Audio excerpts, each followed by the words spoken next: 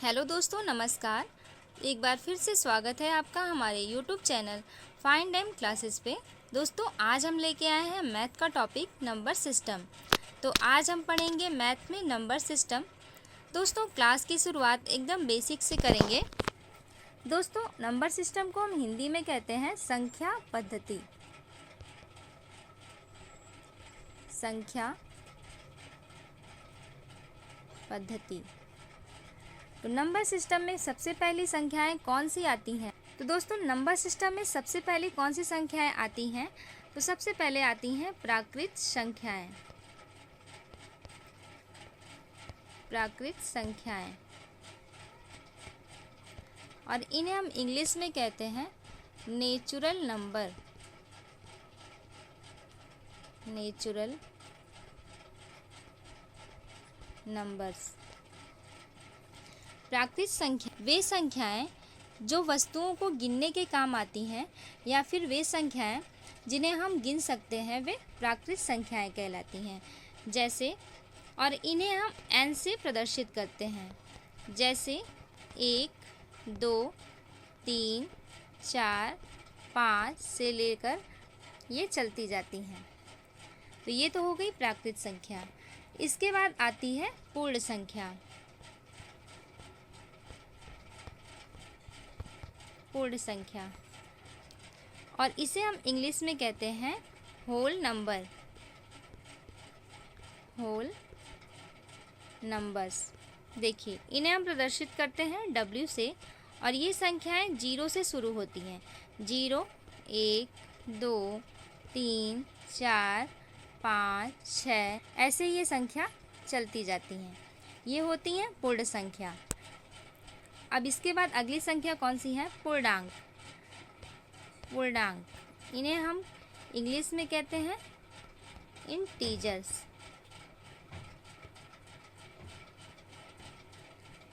तो पूर्णांक, इसे हम Z से प्रदर्शित करते हैं, और ये संख्याएं माइनस से शुरू होकर प्लस तक चलती जाती हैं। जैसे -3, -2, -1। माइनस से ये संख्या शुरू होती है और प्लस तक जाती है। बीच में आ जाएगा 0, फिर 1, 2, 3, 4, ऐसे ये संख्या चलती जाती हैं।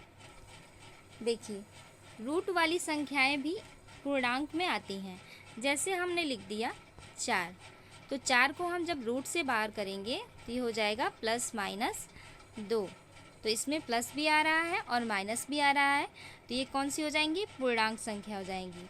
जैसे हमने लिख दिया √16, तो ये हो जाएगा +-4, तो ये भी हो जाएगी पूर्णांक संख्या। जैसे हमने लिख दिया √25, तो ये हो जाएगा +-5।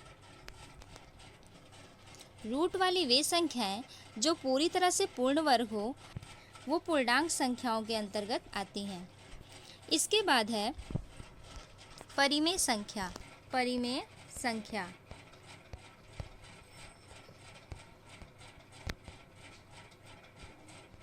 और इसे हम इंग्लिश में कहते हैं रेशनल नंबर।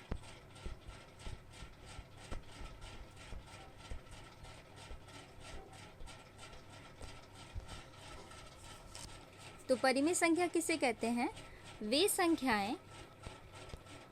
वे संख्याएं जिन्हें हम P/Q के रूप में लिख सकते हैं, वे क्या कहलाएंगी?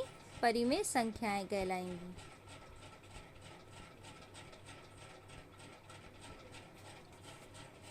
देखिए, P बिलोंग्स टू Z और Q बिलोंग्स टू Z, लेकिन Q is not equal to 0। Q 0 के बराबर नहीं होना चाहिए। P बिलोंग्स टू 0, यानी कि इस बिलोंग्स का मतलब होता है संबंधित होना। P संबंधित है Z से। P में प्लस भी आएगा, माइनस भी आएगा और 0 भी आएगा। Q में प्लस भी आएगा, माइनस भी आएगा, लेकिन 0 नहीं होना चाहिए। जैसे हमने एक एग्जाम्पल लिखा 5/0। जब 0 से 5 में भाग देंगे तो ये कितनी बार जाएगा? अनंत बार। और अनंत का मतलब होता है अनिर्धारित, इन्फिनिटिव, यानी कि जिसकी कोई वैल्यू फिक्स ना हो। एग्जाम्पल में जैसे 2/5 -3/7 -9/4 हमने लिख दिया 5। तो 5 को हम ऐसे नहीं, 5 को हम नीचे हर में 1 लिख सकते हैं। तो ये हो जाएगा 5/1, यानी कि ये परिमेय संख्या हो गई। जैसे हमने लिख दिया √25, इसका मतलब हो गया ±5। तो ये क्या कहलाएगी? परिमेय संख्या कहलाएगी, क्योंकि इसमें प्लस भी आ रहा है और माइनस भी आ रहा है। जैसे हमने लिख दिया 1/√36, तो ये भी हो जाएगा 1/6। दोस्तों, परिमेय संख्या की एक और परिभाषा होती है, वे संख्याएं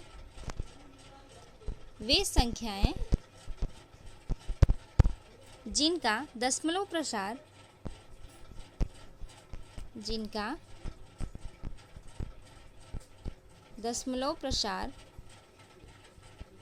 प्रसार शांत या समान आवर्ती का हो, वे क्या कहलाती हैं? परिमेय संख्याएं कहलाती हैं। जैसे 2/5, 5 से जब 2 में भाग देंगे तो ये हो जाएगा 0.4।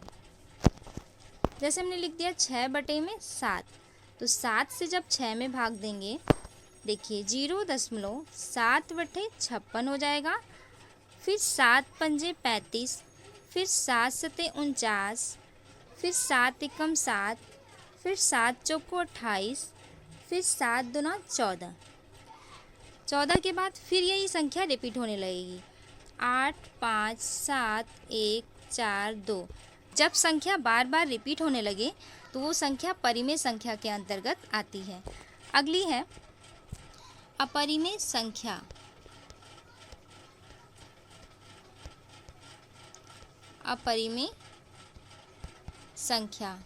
और इसे हम इंग्लिश में कहते हैं इर्रेशनल नंबर।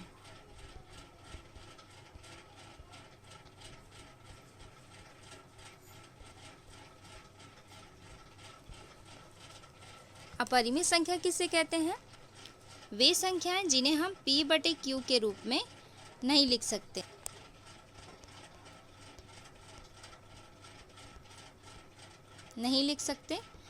वे क्या कहलाएंगी?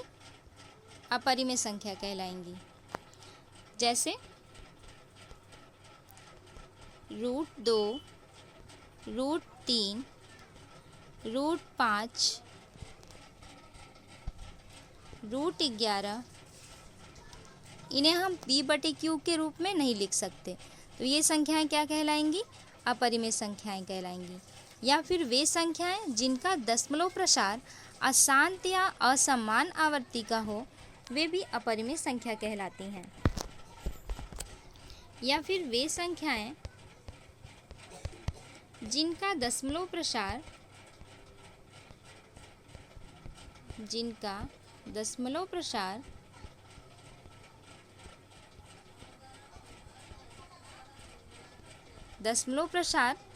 असमान, अशांत या फिर असमान आवर्ती का हो,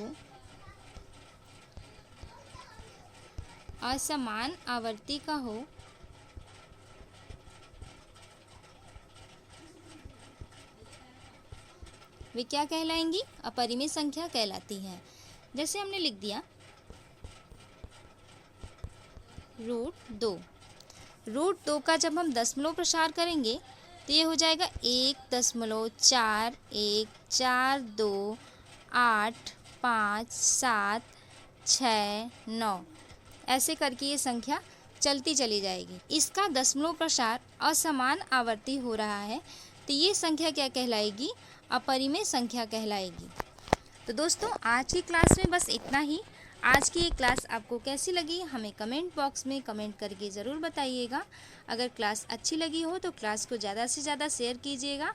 और आपसे एक छोटी सी रिक्वेस्ट है, अगर आप चैनल पे नए आए हैं तो चैनल को सब्सक्राइब कर लीजिए तथा साथ ही साथ बेल आइकन को भी प्रेस कर लीजिए, जिससे कि आने वाली हर वीडियो का नोटिफिकेशन आपको मिलता रहे।